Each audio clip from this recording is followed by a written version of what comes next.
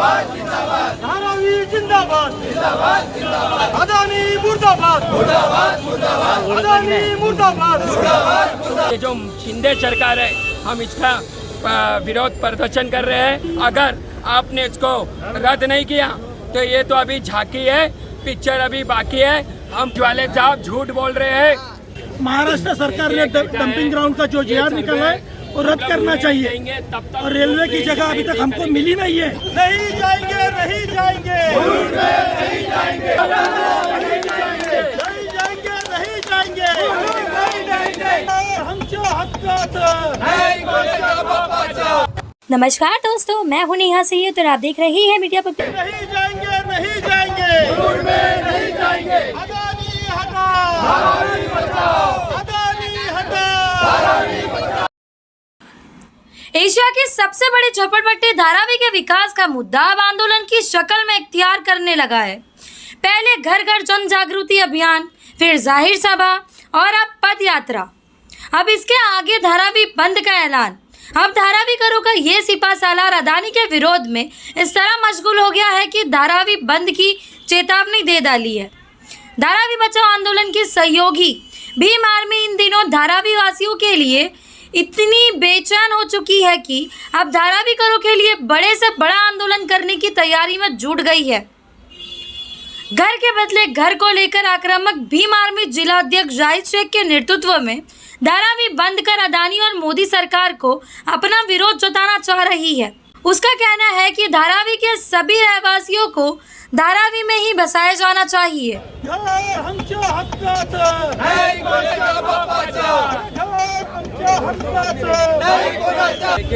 लोगों को संदेश देना चाहते हैं कि जो महाराष्ट्र शासन ने जो धारावी के लोगों को तोड़कर मुलुंड में जो महाराष्ट्र शासन ने जो जीआर निकाला है उसके विरोध में भीम आर्मी पद यात्रा निकाली है। और अडानी सरकार, ये जो शिंदे सरकार है, हम इसका विरोध प्रदर्शन कर रहे हैं। हम यही कहना चाहते हैं कि जो आपने धारावी के लोगों को जो मुलुंड फेंकने का जो जीआर निकाला है उसको जल्द से जल्द भीम आर्मी इसकी मांग करती है, इसको रद्द करें। अगर आपने इसको रद्द नहीं किया तो ये तो अभी झांकी है, पिक्चर अभी बाकी है। हम पूरी धारावी बंद करने का, अगर ये नहीं माना, अगर ये जीआर रद्द नहीं किया तो हम पूरा धारावी बंद करेंगे।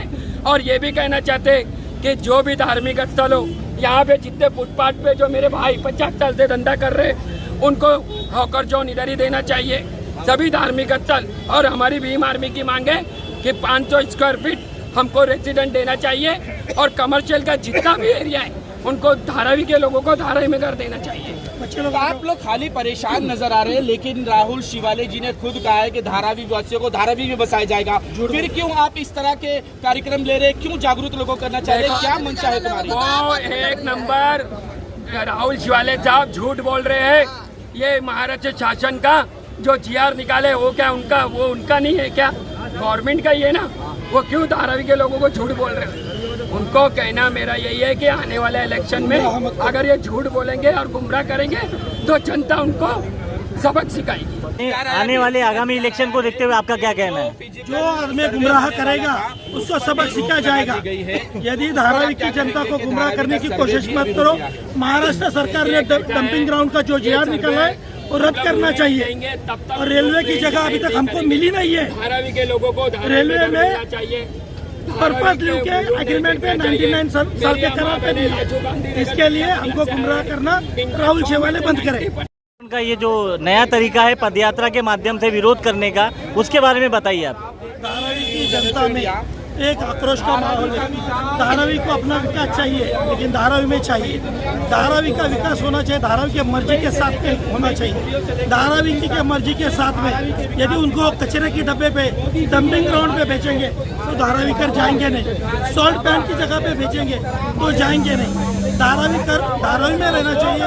यहाँ का धंधा, यहाँ का रहन सहन, यही लोगों को मकान बसाना चाहिए सरकार ने। सबसे पहला झूठ बोले कौवा काटे, तो राहुल शेवाड़े को कौवा काटा है, वो भी मोदी का।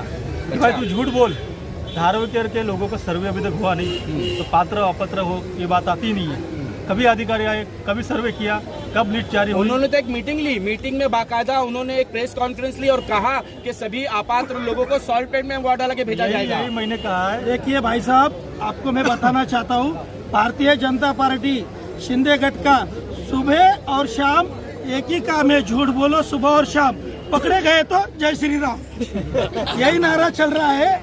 ये झूठ बोल रहे हैं कि यहाँ पे अपात्र, अरे भाई अभी तक सर्वे नहीं हुआ तो अपात्र कैसे हो गए?